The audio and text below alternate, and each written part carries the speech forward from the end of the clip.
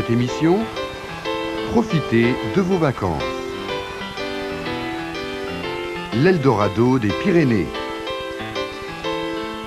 Dans les Alpes, un chemin pour découvrir. Info. 89% des Français organisent eux-mêmes leurs vacances. 11% font appel à des professionnels. La durée moyenne des vacances d'été est de 23 jours. Savoir dire. Apprendre à faire de la planche à voile. Pour apprendre à faire de la planche à voile. Pour apprendre à faire de la planche à voile, Il faut appuyer. il faut appuyer, Il faut tirer et lâcher. il faut tirer et lâcher.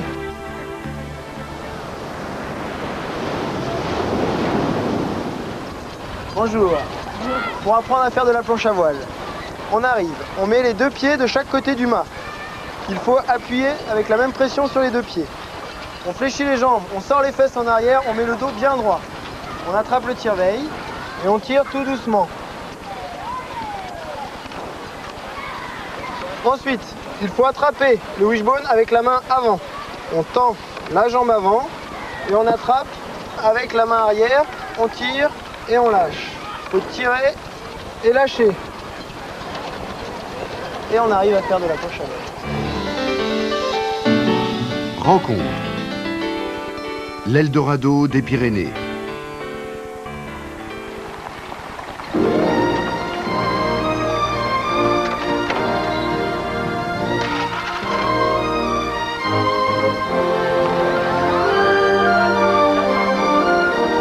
Un matin d'août, près de Saint-Giron, au pied des Pyrénées. Jean-Luc Billard guide ses stagiaires vers la rivière locale, le Salat. Pour un jour ou une semaine, tous ont la même intention, devenir chercheurs d'or. On a eu une grosse crue l'année dernière qui nous a justement fait une plage tout en hauteur.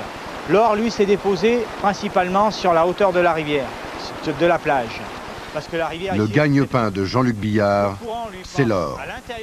Il le ramène de ses voyages, crée des bijoux et organise des stages. Un remous quand la rivière est en crue qui fait se déposer.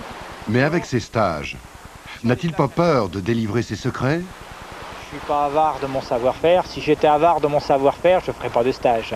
Si j'avais peur de la concurrence aussi, pareil. Non, j'aime bien apprendre ce que je sais.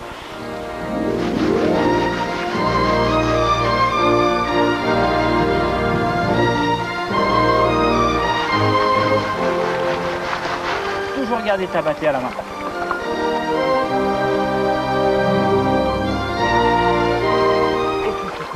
Mais là, tu vois, t'as pas assez débourré au milieu. Regarde.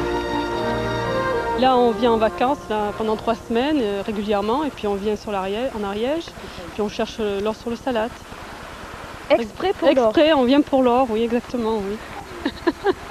C'est fou, mais c'est agréable, quoi.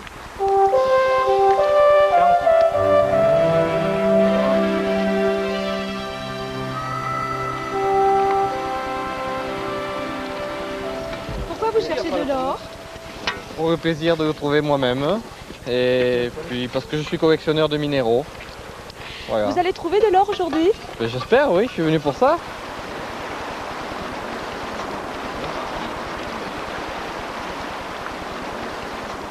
Sur Ce qu'il faut.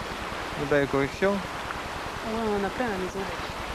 Ils pensent trouver de l'or, mais ils ne pensent pas que ce soit aussi pénible et puis qu'ils vont en trouver quand même autant. Parce que je les emmène sur des coins sur la rivière où il y a quand même une quantité d'or suffisante pour que tout le monde puisse trouver de l'or dès le premier jour du stage sans aucun problème. Ils sont surpris de la quantité, mais en quantité de paillettes, mais déçus un petit peu en poids. Qu'est-ce que je vais en faire? Mais que voulez-vous que je fasse avec cette poussière d'or? Je vais la regarder, puis je serai contente. Ça sera un très bon souvenir. Info. La dégustation de vin est une activité importante des vacances. Sur les routes de vin, vous pouvez découvrir des caves dans la plupart des régions de production. Savoir dire. Déguster du vin. Est-ce qu'on peut déguster? Est-ce qu'on peut déguster? Un vin léger, sec. C'est un vin léger, sec. Bonjour. Bonjour madame. Bonjour madame. Est-ce qu'on peut déguster? Oui, bien sûr. Si vous voulez me suivre, je vous fais visiter la cave. Merci.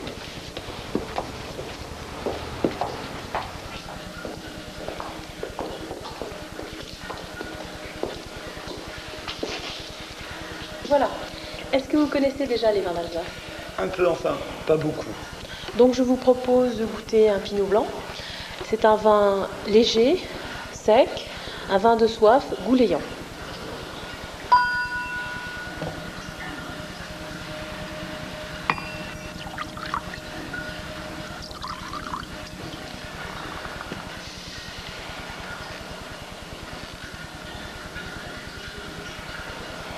Ça vous plaît? Très agréable. Il est très fin. Savoir entendre. À vous de trouver la réponse. Est-ce qu'on peut acheter une ou deux bouteilles seulement? Si vous aimez les vins secs, je vous propose de goûter le Riesling. C'est un vin plus sec que le Pinot blanc, plus fruité, avec des arômes très fins. C'est le roi des vins d'Alsace.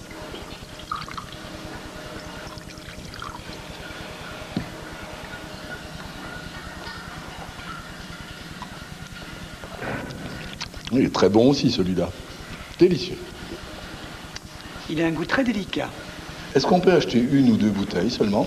Oui, bien sûr. Parfait. Votre santé. Bonne santé. Compris. On peut acheter une ou deux bouteilles seulement. Savoir dire. Acheter un cadeau. Vous l'avez dans d'autres couleurs? Vous l'avez dans d'autres couleurs? Elles font combien? Elles font combien? C'est pour offrir? C'est pour offrir, madame?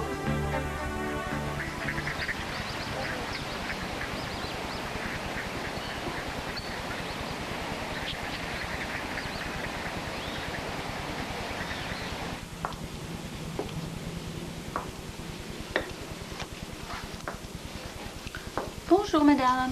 Bonjour madame. Je peux vous aider? Oui, ces nappes sont très jolies. Elles sont fabriquées en Alsace? Oui, oui, c'est un tissu fabriqué à Sainte-Marie-aux-Mines. C'est du satin de coton. Celui-ci, c'est ce qu'on appelle la feuille de vigne. C'est le dessin le plus ancien d'Alsace. Vous l'avez dans d'autres couleurs? Oui, il existe en bleu, mais le rouge, c'est l'Alsace. Ce sont les géraniums. Elles font combien? Ça dépend de la dimension.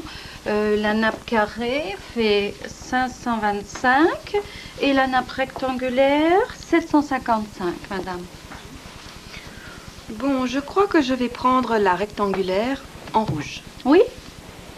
C'est pour offrir, madame? Oui, c'est pour offrir. Je vous fais un paquet cadeau? Volontiers, merci. Rencontre.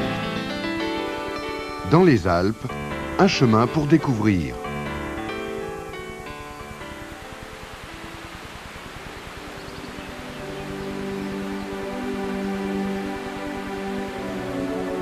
La réserve naturelle des Aiguilles Rouges, dans les Alpes, près de Chamonix.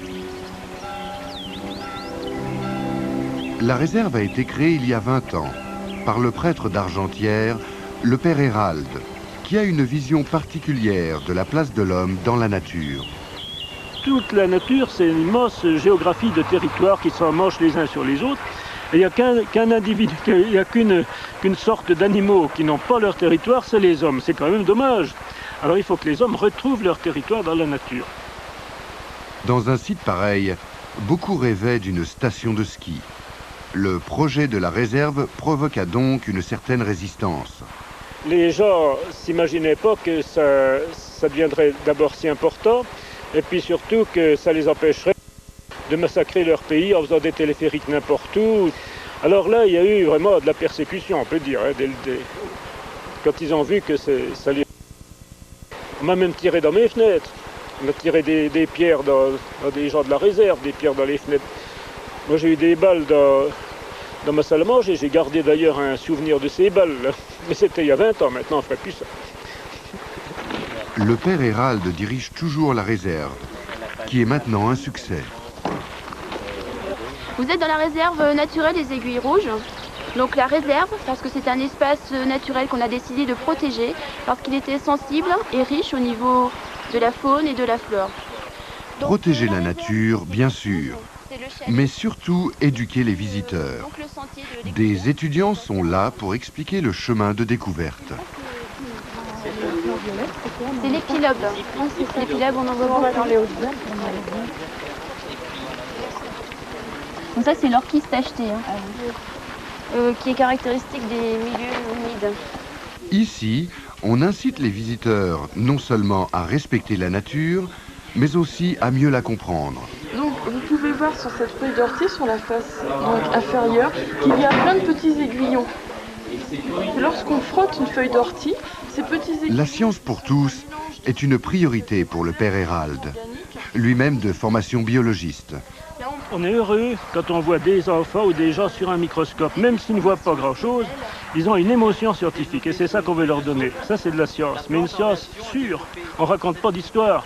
Il faut aussi que la vulgarisation, il faut qu'elle soit vraiment de qualité. Donc on a une larve, ici, qui est la larve de l'insecte, qui a commencé de grossir. Ici, le bord de la gale, et là, l'intérieur.